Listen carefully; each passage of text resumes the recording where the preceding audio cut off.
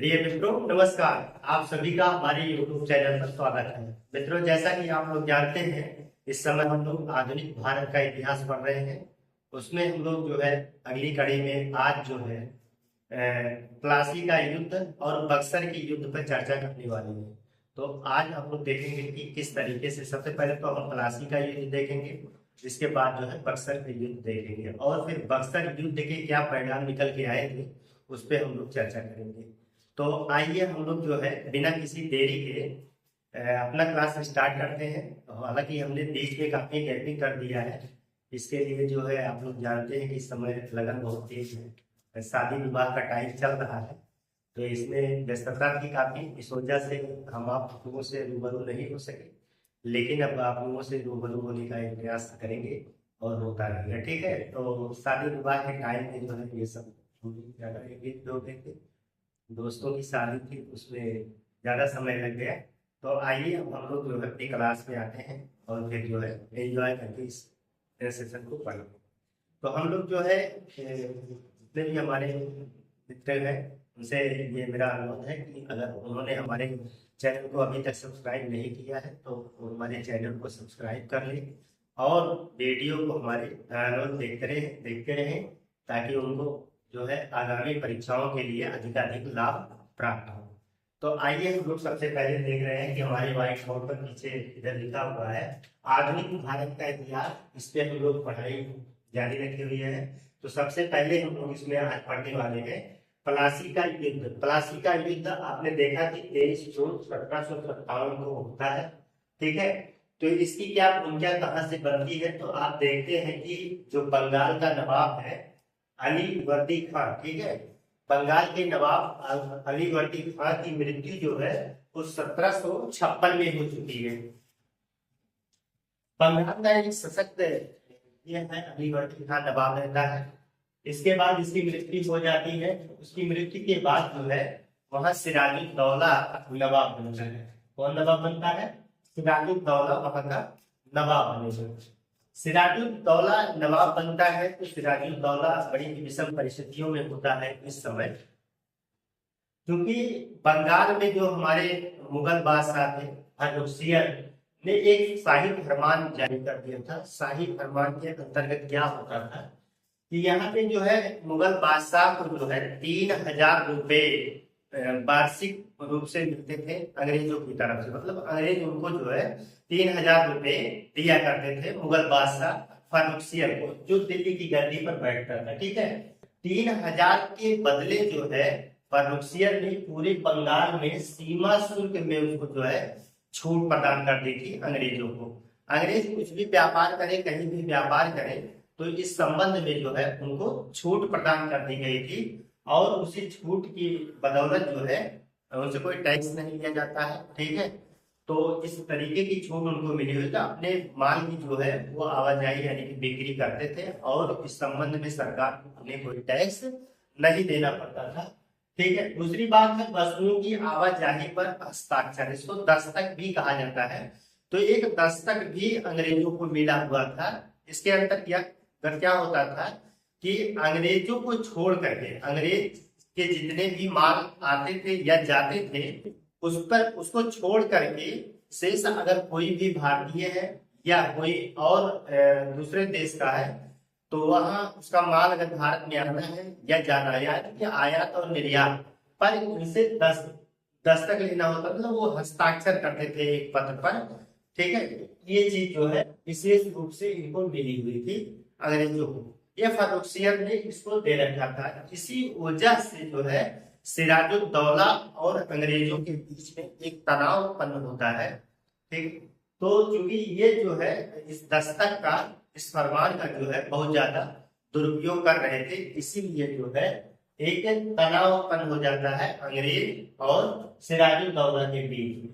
तो सिराजुद्दौला जो है वो फोर्ट विलियम, ठीक है, फोर्ट विलियम पर क्या कर देता है, आक्रमण कर देता है 1756 में। 1756 में जो है फोर्ट विलियम पर सिराजुद्दौला आक्रमण कर देता है और आक्रमण करता है तो उस समय जो है अंग्रेज वहां से छोड़ करके, यानी कि फोर्ट विलियम आप लोग जानते हैं कलकत्ता में है, तो वहां पे आक्रमण किया और वहां पे उसको छोड़ करके अंग्रेजों ने फोर्ट विलियम को छोड़ करके बंगाल की खाड़ी में एक फुल्टा द्वीप है, वही फुल्टा द्वीप में जाकर उन्होंने शरण प्राप्त की। मतलब वहां पे उनको ठहरने का एक स्थान मिला।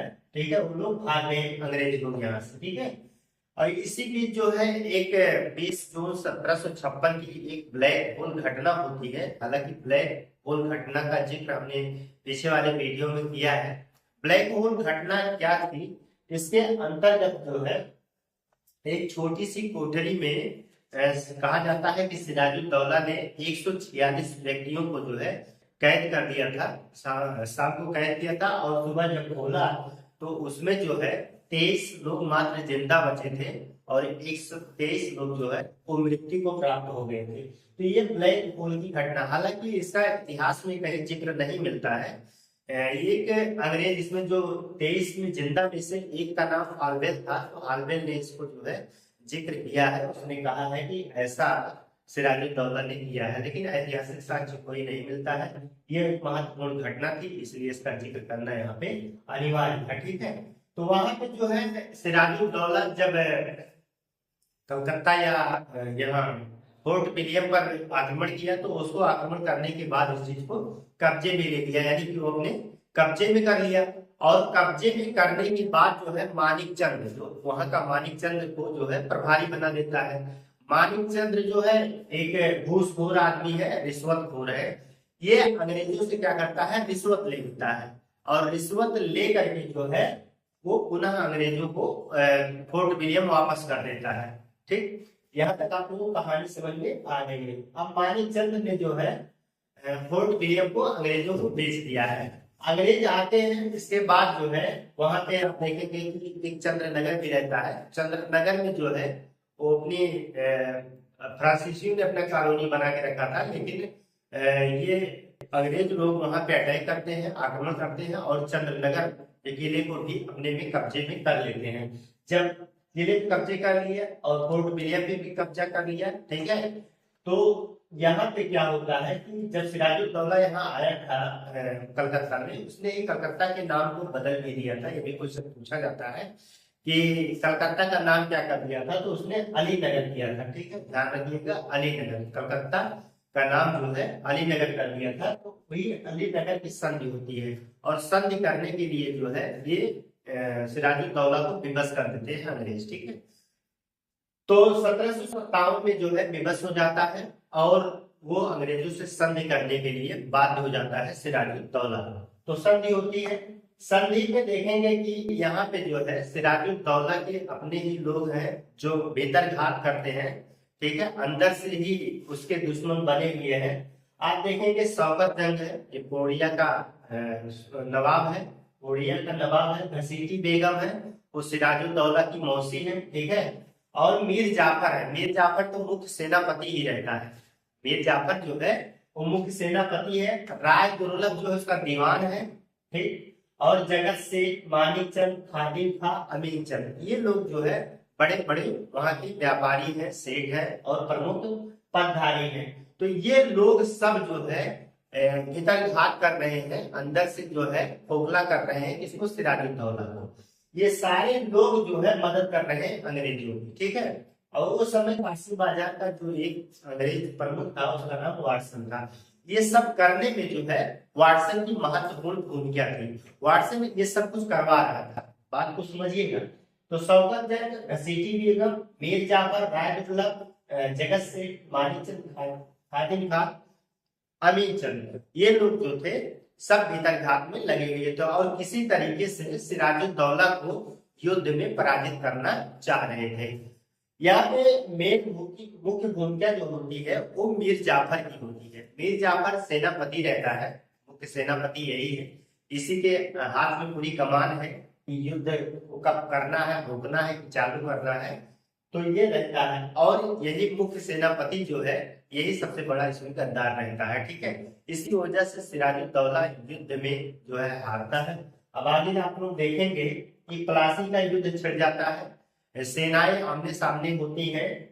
23 जून 1757 को सिराजुद्दौला और अंग्रेजी सेना का नेतृत्व जो है उस रॉबर्ट क्लाइम कर रहा था। और इधर सिराजुद्दौला है। सिराजुद्दौला जो है मीर मदार और मोहनलाल, इसके दो प्रमुख जो है विश्वसनीय या विश्वास पात्र सेना है। ठीक है, ये सेनापति ये भी है, महत्वपूर्ण सैनिक है। तो मीर मदार और मोहनलाल ने जो है युद्ध करते करते जो है युद्ध में वीर गति को प्राप्त किया। ठीक है, ये अच्छी तरीके से लड़ाई लड़ रहे हैं। जो वहीं पर मीर जाफर और राय दुर्लभ जो है ये कपटी प्रवृत्ति के हैं। ये दोनों जो है कपटी प्रवृत्ति के हैं, इसको आप लोग ध्यान रखिएगा। यहाँ पे बता दूंगा, इसको यहाँ से मिला लीजिएगा। ये दोनों जो है कपटी प्रवृत्ति के हैं, विश्वासघात तो पहले से किए हुए हैं। अब ये लोग जो है कपट के साथ रहेंगे। मीर जाफर और राय दुर्लभ, राय दुर्लभ दीवान है और मीर जाफर कौन है, मुख्य सेनापति है। ठीक है, ये विश्वासघात करेंगे और इसी विश्वासघात की वजह से जो है सिराजुद्दौला युद्ध को छोड़ के भाग जाता है, युद्ध मैदान को छोड़ करके भागता है। फिर आगे चल करके जो है मीर मोहम्मद बेग ने जो है सिराजुद्दौला की हत्या कर देते हैं। ध्यान रखिएगा, मोहम्मद बेग ने सिराजुद्दौला की हत्या कर दी। सिराजुद्दौला की हत्या हो जाती है। अब तो नवाब का पद, चूंकि नवाब तो सिराजुद्दौला ही था, अब उसका पद खाली हो गया है। अब उसके स्थान पे जो चाहते थे, यहाँ पे आपने देखा कि मीर जाफर है, तो मीर जाफर जो है वो नवाब बन गया। अंग्रेजों ने जो है मीर जाफर को नवाब बना दिया। मीर जाफर एक कठपुतली नवाब रहता है, अंग्रेजों के कहने से ही सब कुछ इसे करना होता है। ठीक है, तो आप देखेंगे कि इस युद्ध का क्या परिणाम निकलता है। युद्ध के परिणाम में आप लोग चर्चा करेंगे। तो यहाँ पर जो है अंग्रेज जो है वो निर्माता के रूप में उभर कर सामने आते हैं, यानी कि किंग मेकर बनते हैं। अंग्रेज जिसे चाहेंगे उसको राजा बना देंगे, उसको नवाब बना देंगे, और जिसको चाहेंगे उसको भिखारी भी कर सकते थे। ये पावर आ गई थी अंग्रेजों में प्लासी के युद्ध के बाद। ठीक है, राजनीतिक शक्ति बढ़ गई। ठीक है, राजनीतिक शक्ति का जो है विस्तार हो गया अंग्रेजों का, काफी शक्तिशाली हो गए थे राजनीति के मामले में। खजाने तक इनकी, बंगाल के खजाने तक पूरी तरीके से इनकी पहुंच बन गई थी। ये इसके परिणाम में शामिल था। 24 परगना की जमींदारी, मीर जाफर तो नवाब बन गए हैं, मीर जाफर ने जो है 24 परगना जो है जिला है वर्तमान में बिहार में है, यहाँ की पूरी जमींदारी जो है अंग्रेजों को मिल गई। और क्या होता है, बंगाल, बिहार और उड़ीसा में जो है मुक्त व्यापार करने का जो है अंग्रेजों को पूरी तरीके से खुला मिल जाता है। ये लोग अपने तरीके से वहां पर मुक्त व्यापार करते हैं, अर्थात इनको कोई टैक्स नहीं देना पड़ता था व्यापार के लिए। तो इतनी सारी बातें आप लोग समझ गए होंगे। हमने जो है बहुत ही सिंपल तरीके से आप लोगों को समझाया है। यहाँ पे हमने जो है मेन पॉइंट्स आउट को निकाल के रखा है, और इसी के सहारे हम जो है आप लोगों को पूरा इसमें प्लासी के युद्ध के बारे में चर्चा कर लिए हैं। ठीक है, अब आइए आगे हम लोग देखते हैं कि बात 1763 की है। तो 1763 में क्या होता है कि अब आंतरिक व्यापार, अब चूंकि यहाँ पर जो है मीर जाफर, एक चीज यहाँ पे और समझ लीजिए कि मीर जाफर जब यहाँ पे नवाब बनता है तो मीर जाफर से इतना ज्यादा डिमांड होने लगती है तो परेशान हो जाता है अंग्रेजों से। ठीक है, उसके अंग्रेजों की डिमांड को पूरा नहीं कर पाता है, और अंततः जो है अंग्रेज लोग उसको हटा देते हैं से, और फिर मीर कासिम, ठीक है, इसको बनाते हैं, मीर कासिम को नवाब बना देते हैं। आगे आप लोग देखेंगे कि मीर कासिम को जो है ये लोग क्या बना देंगे, नवाब बना देंगे, और मीर कासिम यहाँ पे नवाब बनेगा।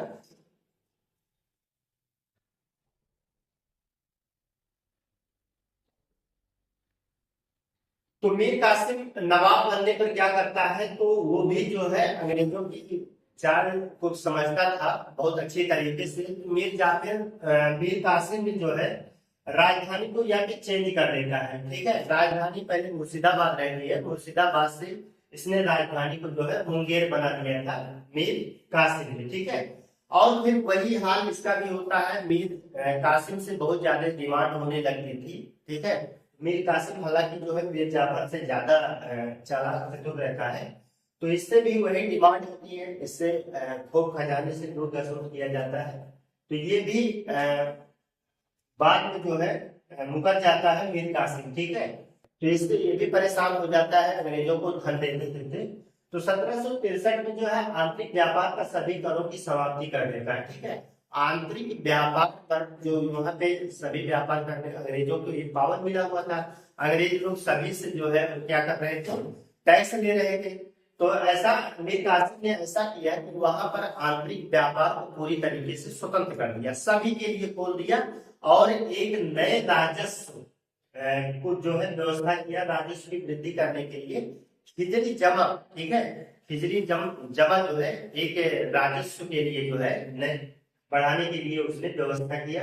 एक प्रकार का टैक्स था। खिजरी जमा क्या होता था, एक प्रकार का टैक्स होता था। इस टैक्स को सभी से लिया जाता था, चाहे वो अंग्रेज हो या कोई भारतीय हो या कोई और विदेशी हो, तो सभी से जो है खिजरी जमा लिया जाता था अगर वो व्यापार करना चाह रहा था। ऐसा क्यों किया था मीर कासिम ने, ऐसा इसलिए किया था ताकि जो फर्रुखियत का शाही फरमान वाला यहाँ पे था उस दस्ता को जो है मुक्ति मिल सके। ठीक है, इस बात को यहाँ से समझिएगा आप लोग। ठीक, तो इससे अंग्रेज लोग काफी परेशान हो गए। उनके जो राजस्व में, अंग्रेजों के राजस्व में काफी गिरावट आने लगी और उनको जो है बहुत उनके लगा कि उनको विशेषाधिकारों का क्या हो रहा था, आनंद हो रहा था।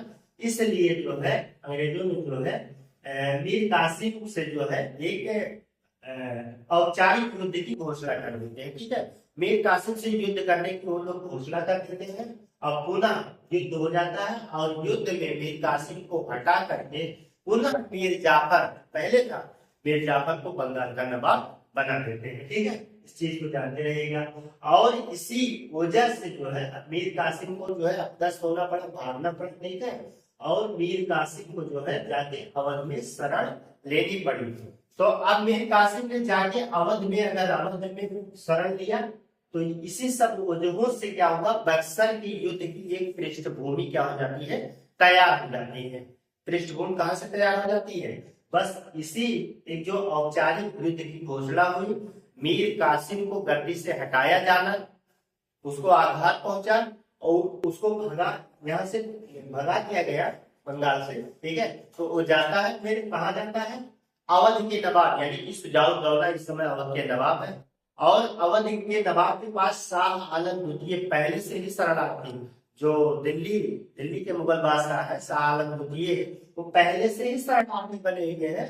एक शरणार्थी और जाके पहुंच जाते हैं मीर कासिम। अब दो शरणार्थी उनके यहाँ पहुंच गए हैं अवध के नवाब शुजाउद्दौला के पास। तो शुजाउद्दौला के पास से पहुंचते हैं अवध के नवाब शुजाउद्दौला के पास मीर कासिम, और पहले से है शाह आलम द्वितीय, जिनको आलमगीर कहा जाता है, अली गौहर कहा जाता है, वो लोग पहले ही पहुंच चुके थे। अब तीनों मिल करके जो है एक बक्सर की युद्ध की तैयारी करते हैं। 22 अक्टूबर 1764 में किया जाएगा। यहाँ पे मैंने लिखा है, यहाँ पे मीर कासिम है, देखिए मीर कासिम की सेना रहती है और अंग्रेजी सेना है।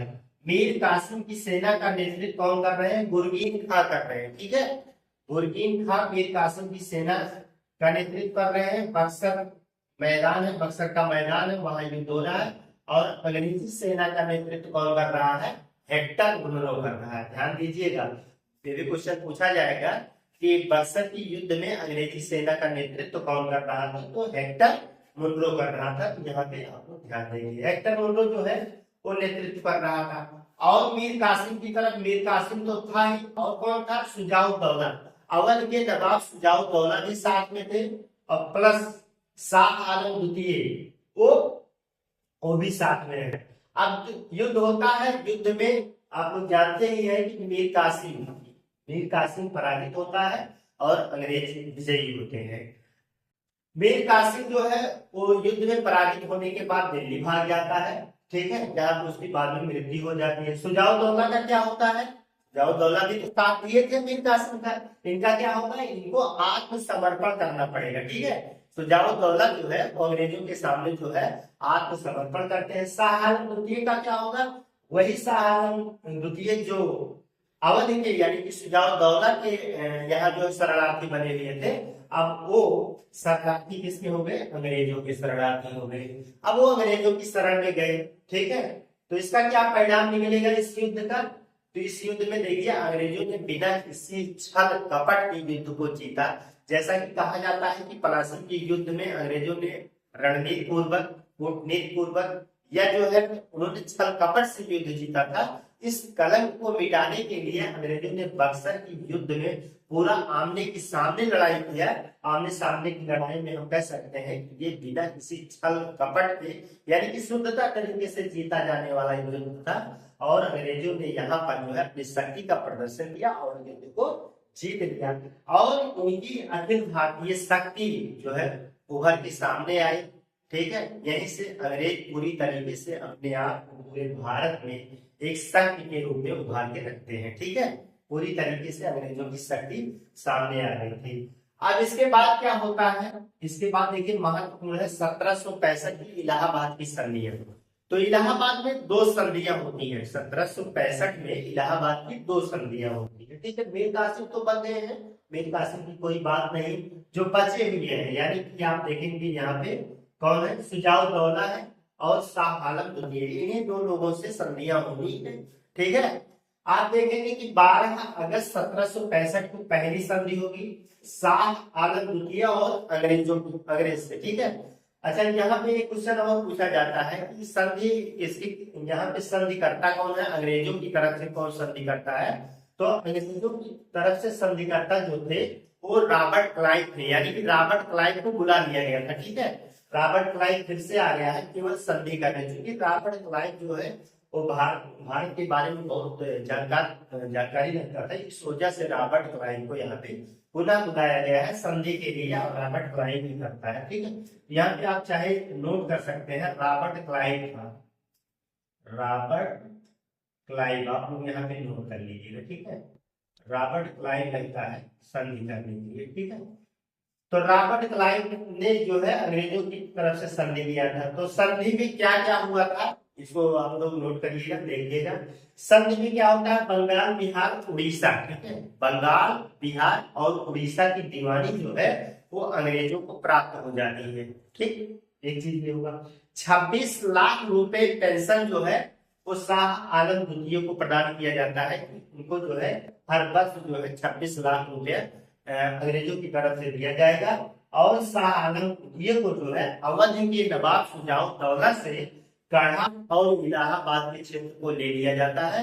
और किसको दे दिया जाता है, शाह आलम द्वितीय को। तो ध्यान रखिएगा गढ़ा और इलाहाबाद का क्षेत्र जो है वो शाह आलम द्वितीय को जो है इस संधि के तहत प्राप्त होता है और 26 लाख रुपए बदले में अंग्रेजों को जो है भारी भरकम जो है बंगाल बिहार और उड़ीसा की दीवानी यानी राजस्व वसूलने का अधिकार मिल जाता है। यहाँ तक बात क्लियर हुई। इसके बाद दूसरी संधि 16 अगस्त 1765 को होती है। तो दूसरी संधि 16 अगस्त 1765 अंग्रेज और अवध के नवाब सुजाउद्दौला के बीच में होती है। किसके बीच में, यहाँ पे पढ़ा लीजिएगा, सुजाउद्दौला, यही तो अवध के नवाब है सुजाउद्दौला। ठीक है, तो अंग्रेज और सुजाउद्दौला, अंग्रेज मतलब रॉबर्ट क्लाइव है उस तरफ से, इधर सुजाउद्दौला है, ये संधि होती है। संधि में क्या होता है, इस संधि में जो है 50 लाख जो है जुर्माना लगाया जाता है सुजाउद्दौला के ऊपर, यानी कि अंग्रेज लोग जो है वो सुजाउद्दौला से 50 लाख रुपए हर्जाना लेते हैं। कि कौन सा हर्जाना, जो युद्ध में हुआ था। ठीक है, जो युद्ध में खर्चा हुआ था उस खर्चा को किससे वसूला गया, सुजाउद्दौला से अंग्रेजों ने वसूल दिया। ठीक है, ऐसा वसूला गया। कर मुक्त व्यापार, पूरे अवध में कर मुक्त व्यापार करेंगे, कौन करेगा, अंग्रेज लोग करेंगे। ठीक है, ऐसा संधि में तय हुआ। और फिर बनारस और गाजीपुर जो इसके यहाँ का अधिकार था वो बलवंत सिंह को प्रदान कर दिया गया था ये। ठीक है, इस चीज को। और एक चीज तो काढ़ा और इलाहाबाद को इसे छीन लिया गया था, छीन करके जो है शाह द्वितीय को दे दिया गया था। तो ये महत्वपूर्ण संधियां हैं 12 अगस्त 1765 को। इसको आप पहली संधि कह सकते हैं और इसको जो है आप सेकंड वाली कह सकते हैं। तो इस तरीके से हम लोगों ने जो है आज पूरा प्लासी का युद्ध और आप इधर देखेंगे बक्सर का युद्ध पे चर्चा की। ये महत्वपूर्ण टॉपिक है, आप लोग जो है इसको ध्यानपूर्वक देखिएगा और अपने नोट्स में दर्ज कीजिएगा। ठीक है, अंत में हम लोग आप लोगों से लेते हैं विदा। हम लोग मिलते हैं एक और बेहतर क्लास के साथ, तब तक के लिए धन्यवाद।